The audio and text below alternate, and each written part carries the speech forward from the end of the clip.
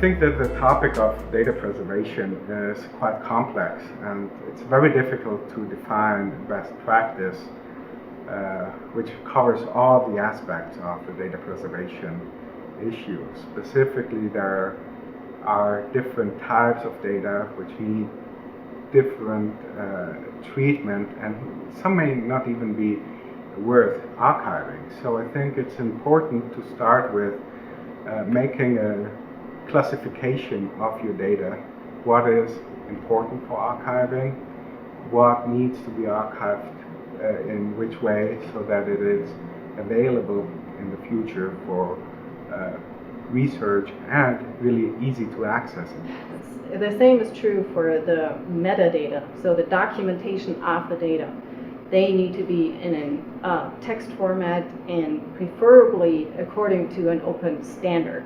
There's an additional challenge with ecological data in that not all of the data are numerical. Some of it are water, and we save water. We save samples of the organisms that live in the lakes.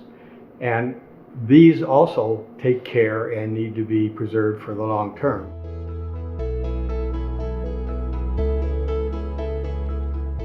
Really difficult to predict on how you can read whatever digital data you have that is older than 5 years, or even maybe if you think in 10-15 years time scales, how you can preserve data, digital data, in a way that it will be still readable, even with open formats, even with good descriptions. Data quality is a challenge, so especially in our field where a lot of data are still collected manually. And if you keep thinking on to natural history collections, if you digitize those data, every single specimen has been collected by hand, has been annotated by hand, has been dealt with by hand, then the taxonomy changes. So there's a huge issue of data quality that has to be addressed, and has to be addressed at many different levels.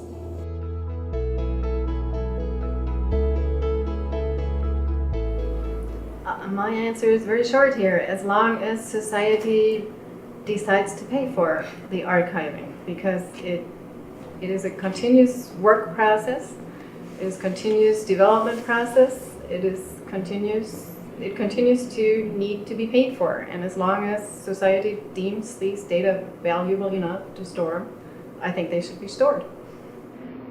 I don't know how long the long-term ecological research project will continue. But I think that it has a good chance of continuing for some time, because each time we extend the period of record, we keep discovering new things. Our data could get obsolete at some point. There can be times where data just gets superseded by better data, which can be used and should be then archived at that point in time. Well, this clearly is a problem for us, because instrumentation changes, techniques change, and so some data are not comparable. But the better our metadata are and our instruments are, the more likely the generations after us will be able to use those data and cross-compare them.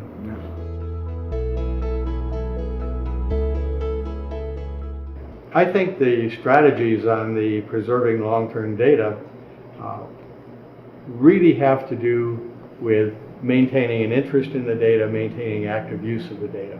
And so having an active group of researchers and continuing to bring new researchers in that are interested in those things, so that the data don't become obsolete in the intellectual community, is perhaps the most important thing.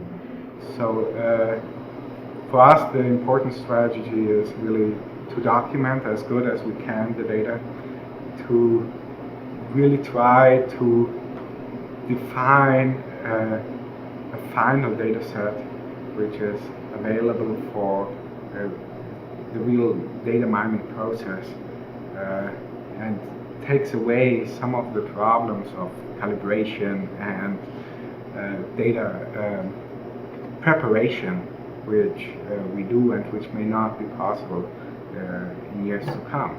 Biggest change that we have done is within the LTR network, we have developed an metadata standard, so that all LTR sites, of which there are 26 in the country, are using the exact same format for their metadata.